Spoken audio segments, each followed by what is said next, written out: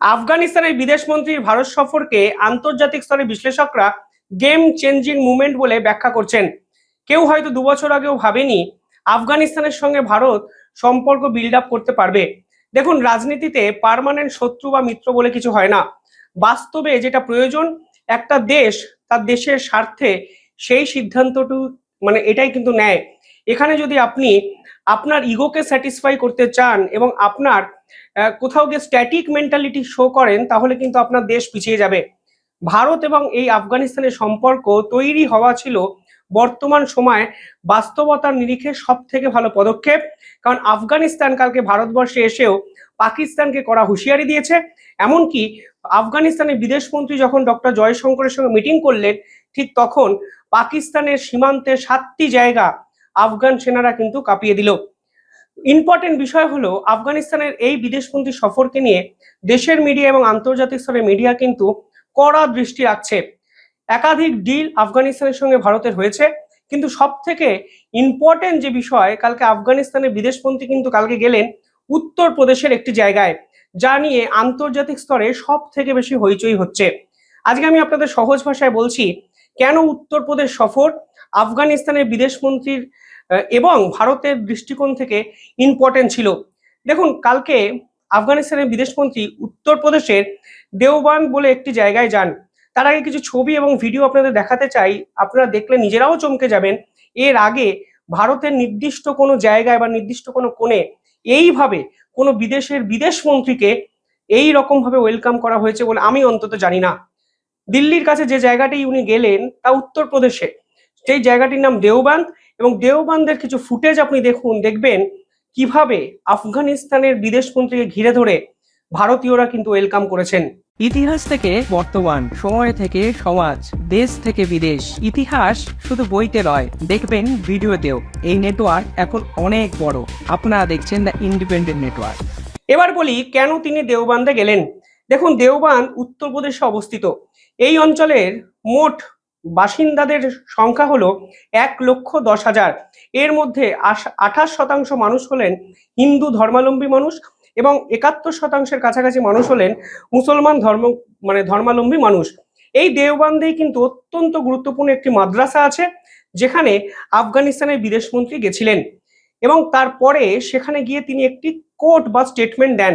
তিনি বলেন, আমি এখানকার উলেমাকে ধন্যবাদ জানাচ্ছি এবং এই অঞ্চলের মানুষকে ধন্যবাদ জানাচ্ছি আমার গ্র্যান্ড ওয়েলকামের জন্য। I am thankful to the ulema of the Deoband and the people of the area for this grand welcome. Bharat এবং আফগানিস্তানের সম্পর্ক অত্যন্ত ব্রাইট হচ্ছে, উজ্জ্বল হচ্ছে এবং ভবিষ্যতে দুই দেশ একত্রে কাজ করবে, তা আফগানিস্তানের বিদেশমন্ত্রী কিন্তু বলেছেন। এবার প্রশ্ন হলো, এই অঞ্চলেই কেন আফগানিস্তানের বিদেশমন্ত্রী গেলেন, যা আপনাদের সকলের জানা উচিত। দেখুন, দেওবন্দ এই মুহূর্তে ইসলামিক যে ওয়ার্ল্ড আছে সেই ওয়ার্ল্ডের সব থেকে বড় সেন্টার। আফগানিস্তানের বিদেশমন্ত্রী কোট আনকোট বলছেন, Deoband is the big centre of Islamic world. এমনকি তিনি বলছেন, Afghanistan and Deoband are connected, hence I am going to meet the leaders and we want our spiritual student to come and study here too. অর্থাৎ আফগানিস্তানের বিদেশমন্ত্রী এখন চাইছেন আফগানিস্তানের কিছু ছাত্র যেন এখানকার মাদ্রাসাতে পড়তে আসে। এবং তিনি অত্যন্ত গুরুত্বপূর্ণ একটা কথা বলেছেন, যে কথার সাথে ইতিহাস আছে একটা জড়িয়ে, যে দেওবান্দ এবং আফগানিস্তান একে অপরের সঙ্গে সম্পর্কযুক্ত, কানেক্টেড, এবং এই কানেকশনের জন্যই তিনি উত্তরপ্রদেশের দেওবান্দের এই অখ্যাত একটি জায়গায় কিন্তু তিনি এসছেন। দেখুন, ইসলামিক যদি ফেথটা দেখেন, বর্তমানে ইসলামের দুটো নির্দিষ্ট গোষ্ঠী আছে, একটিকে বলা হয় শিয়া মুসলমান এবং অন্যটিকে বলা হয় সুন্নি। আজকে টোটাল বিশ্বের যত ইসলামিক ধর্মাবলম্বী মানুষ আছেন তার 90% মানুষ কিন্তু সুন্নি সম্প্রদায়ের মানুষ এবং বাকি 10-15% মানুষ শিয়া ইসলামিক।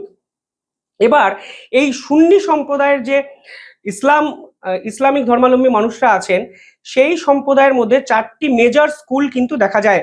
একটিকে বলা হয় হানাফি, একটিকে বলা হয় মালিকি, তৃতীয়টাকে বলা হয় সাফি এবং 4 নম্বরটাকে বলা হয় হানবালি।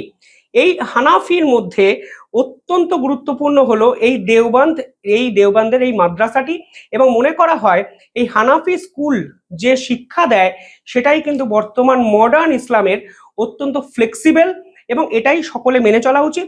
এবং হানাফি স্কুলের আন্ডারে এই মুহূর্তে ভারত, পাকিস্তান, মাদ্রাসা, এমনকি আফগানিস্তানের একাধিক একাধিক স্কুল কিন্তু এই মুহূর্তে সেটিকে ফলো করে।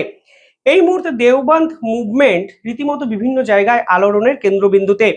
এই দেওবন্দি মুভমেন্ট কিন্তু ইসলামিক মুভমেন্টের অত্যন্ত গুরুত্বপূর্ণ একটি পার্ট, যা ভারতে শুরু হয় 1866 সালে, এবং এই পার্টটি কিন্তু হানাফি স্কুলের অত্যন্ত গুরুত্বপূর্ণ একটি পার্ট।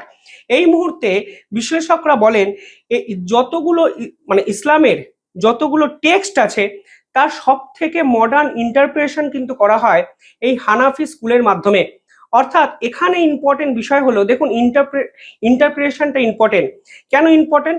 ইন্টারপ্রেট যদি আপনি ভুল করেন তাহলে কিন্তু ইসলামই আপনাকে অন্য জায়গায় নিয়ে যেতে পারে, কিন্তু ইন্টারপ্রেট যদি আপনি ঠিক করেন, অর্থাৎ এক একটা টেক্সটের বিশ্লেষণ যদি আপনি আপনার মতো ভালোভাবে করেন, দেখা যাবে আপনি গোটা বিশ্বকে, গোটা পৃথিবীকে এমন কিছু উপহার দিচ্ছেন যা কিন্তু কেউ দিতে পারবে না। এই হানাফি স্কুলের মধ্যেই বলা হয় সব থেকে ভালো ইন্টারপ্রিটেশনটাই করা সম্ভব, এবং এই জন্য কিন্তু পার্টিকুলারলি এই স্কুলটার গ্রহণযোগ্যতা সব থেকে বেশি। পাশাপাশি এই মুহূর্তে আপনারা যদি দেখবেন 30% কাছাকাছি পাকিস্তানেও মডার্ন মুসলমানরা কিন্তু আছে, যারা এই হানাফি স্কুলের ইসলামিক চর্চা করেন এবং এটিকে ফলো করেন। এইবার ইম্পর্টেন্ট বিষয় হলো, এই জন্যই আফগানিস্তানের বিদেশমন্ত্রী এখন চেয়েছেন যে এখানে যেন আফগানিস্তানের স্টুডেন্টরা আসেন এবং মডার্ন ইসলাম, যে ইসলামের টেক্সটে বলা আছে তার শিক্ষা যেন এখানকার মাদ্রাসা থেকে ওনারা নেন। এবার বিষয়, আফগানিস্তানের বর্তমান অবস্থানটা কি? দেখুন, আফগানিস্তান বর্তমানে 1 নম্বর পাকিস্তান বিরোধী একটি রাষ্ট্র। কালকেও এখানকার এখানে এসে বিদেশমন্ত্রী বলেছেন, stop playing with the Afghanistan. যদি আপনারা কোনোভাবে আফগানিস্তানের সঙ্গে খেলার চেষ্টা করেন তাহলে আফগানিস্তান কিন্তু ছাড়বে না। ইতিহাস যদি দেখবেন আফগানিস্তানে যখনই যে দেশ পদার্পণ করেছে, কেউ কিন্তু আফগানিস্তানকে সারা জীবনের জন্য কন্ট্রোল করতে পারেনি। সোভিয়েত পারেনি, এমনকি আমেরিকাও পারেনি। এবং এখানে দাঁড়িয়ে আফগানিস্তান বর্তমান সময় তাদের জিওপলিটিক্যাল স্ট্র্যাটেজিটা এতটাই বদলে ফেলেছে যে পাকিস্তান তাদের একমাত্র বন্ধু রাষ্ট্র ছিল, যে পাকিস্তান তাদেরকে রেকগনাইজড করেছিল, সেই পাকিস্তান 1 নম্বরে তাদের শত্রু রাষ্ট্র, এবং তারা পাকিস্তানের শেষ দেখতে চাইছে ভারতের সঙ্গে হাত মিলিয়ে। কালকে ডক্টর জয়শঙ্করের সঙ্গে মিটিং এর পর আফগানিস্তানের বিদেশমন্ত্রী আমির খান অত্যন্ত গুরুত্বপূর্ণ একটি স্টেটমেন্ট দিয়েছেন।